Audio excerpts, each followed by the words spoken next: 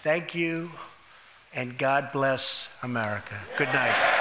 For many people, it wasn't the text of Donald Trump's State of the Union speech that made headlines. Instead, it was his unscripted comments as he left the chamber, referencing a secret memo purporting to show top law enforcement tools were used for political purposes in the 2016 presidential election. Let's release the memo.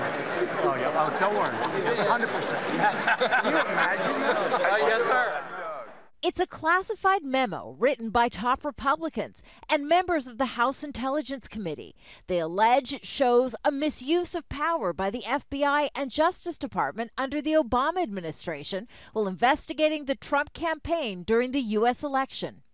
Republicans on the House Intelligence Committee voted on Monday to release the classified memo to the public, despite protests from Democratic lawmakers and the Department of Justice. The memo and the partisan decision to make it public have only intensified the controversy surrounding the inquiry by Special Counsel Robert Mueller into accusations of Russian election meddling and potential collusion with the Trump presidential campaign. Democrats argue it is all part of a wider effort by Republicans and the White House to undermine the Mueller investigation by continually raising questions about its fairness.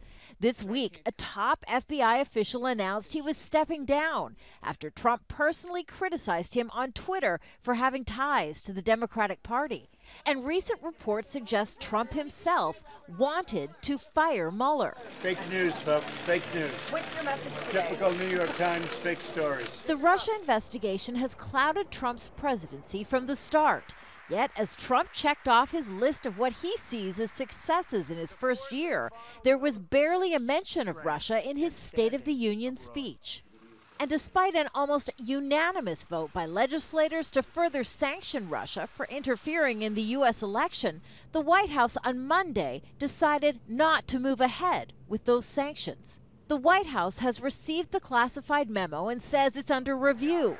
The president now has 5 days to make good on his promise to make it public.